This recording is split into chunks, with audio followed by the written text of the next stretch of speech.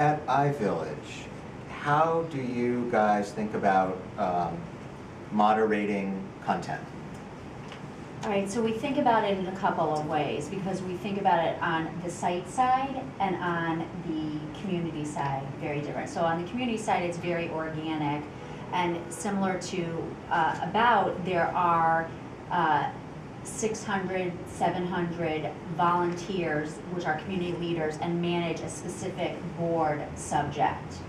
And so that's very organic. We do monitor them for terms of use and appropriateness, and their whole role is to keep the conversation going and make sure new members are welcomed. I would say on the content side, it is based on the editorial strategy and the expertise of the editor, and each vertical has different positioning. So the pregnancy and parenting editor, for example, she is very visible on the site. One of their brands is called Gear Guide, so she is reviewing product constantly. She also has initiated a group of women from the site to also be these product reviewers. So it depends on the vertical of exactly how the interaction and the social element of it is executed.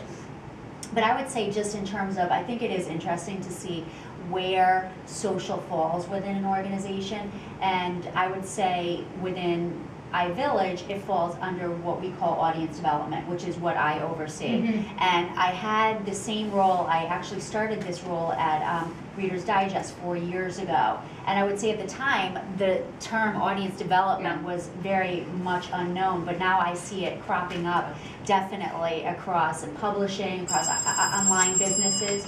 Oh, it's the cake's done. It sounded like a timer. And so what that encompasses under, iVillage, or even when I was at RD and had started up this position, is really traffic driving initiatives.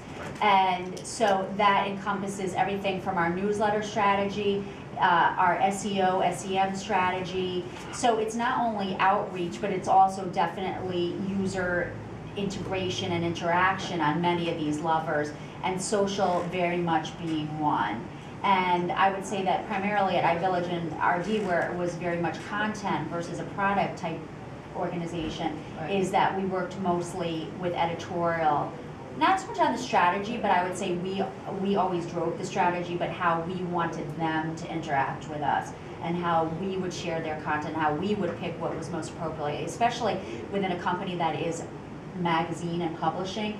Social is very different than what you position within the print versus what will have legs online and then social. Do you have a social media policy for your employees?